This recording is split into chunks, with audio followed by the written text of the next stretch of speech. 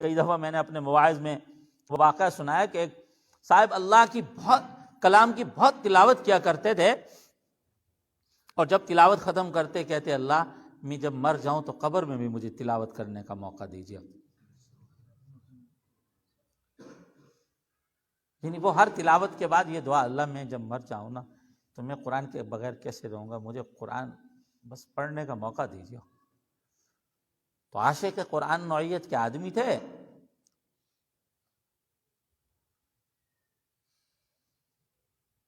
تو جب فوت ہو گئے تو وہ اب اللہ پاک نے ان کی دعا قبول کی ہوئی تھی۔ کوئی اللہ والے گئے ان کی قبر پہ مراقبہ کیا تو عالم کشف میں ان سے ملاقات ہوئی۔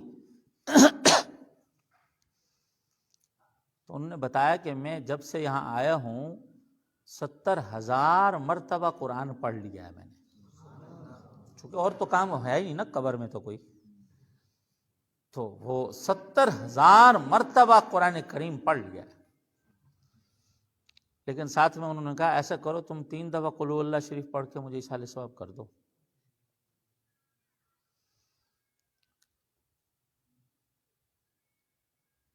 تو وہ حیران ہوئے، کہا اتنا تو قرآن پڑھ رہے ہو تو میرے 3 دفعہ قل هو اللہ کی تمہیں کیا ضرورت؟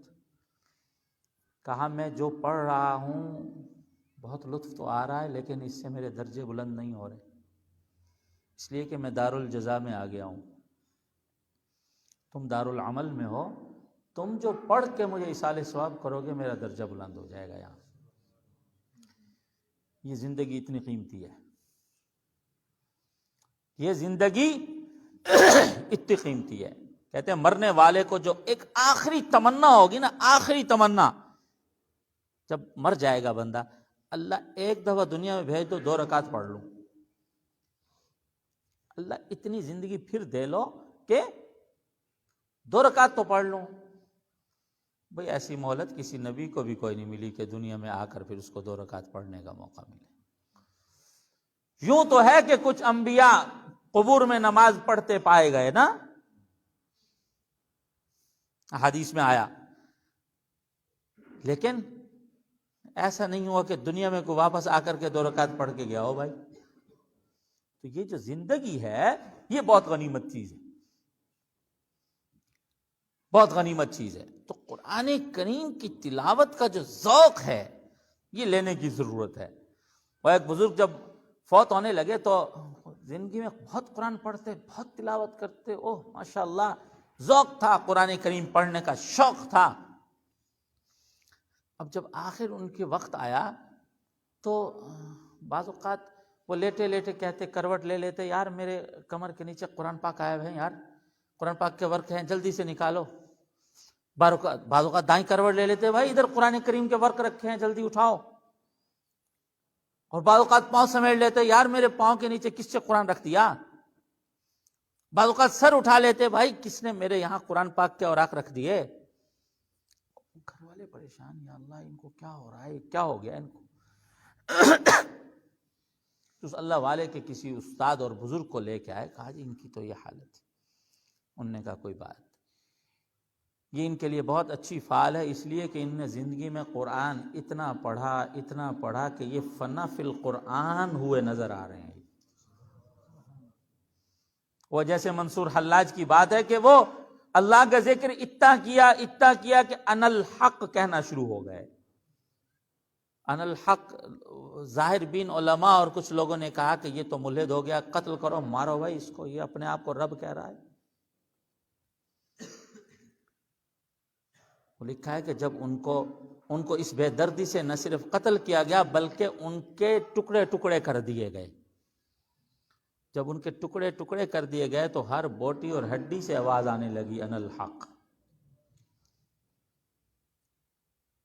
تو لوگوں کو اس وقت سمجھ آئی بات، یہ تو بات ہی کچھ اور تھی۔ بات یہ تھی کہ وہ ان الحق تک یوں پہنچے تھے کہ ان کو اپنی ہستی بھی نیست نظر آنے لگی، کہ میں بھی کچھ نہیں ہوں، میرے اندر بھی کوئی حرکت کچھ ہے تو میرے اللہ کی قدرت کا کرشمہ ہے، میں بھی کچھ نہیں ہوں۔ تو یہ بہت اونچی جا کر کے پھر بات ہو جاتی ہے. بس یار کم از کم ہمیں کوئی ہوش شعور کے ساتھ قرآن کریم کی تلاوت شروع کر دینی چاہیے, اور قرآن کریم کی تلاوت محبت سے, شوق سے, ذوق سے پڑھنا شروع کر دینا چاہیے. جن کو سمجھ آ گئی, جتنی سمجھ آئی ہے اتنی سمجھ کے ساتھ پڑھیں, اور جن کو سمجھ نہیں ہے, ترجمہ نہیں آتا, یعنی ان کو بھی سمجھ کے پڑھنے کا ایک طریقہ ہے کہ یوں تو روزانہ قرآن کریم کی تلاوت پارا کرتے ہیں, پاؤ کرتے ہیں, 2 پارے کرتے ہیں, یوں پڑھتے رہا کریں, لیکن ایک رکوع قرآن کریم کا ترجمے کے ساتھ پڑھ لیا کریں. اور ہمارے بزرگوں کے مستند تراجم موجود ہیں. حضرت شیخ الہند رحمۃ اللہ علیہ کا ترجمہ ہے,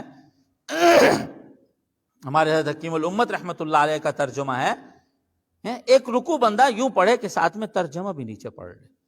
میرے اللہ کیا کہہ رہے ہیں.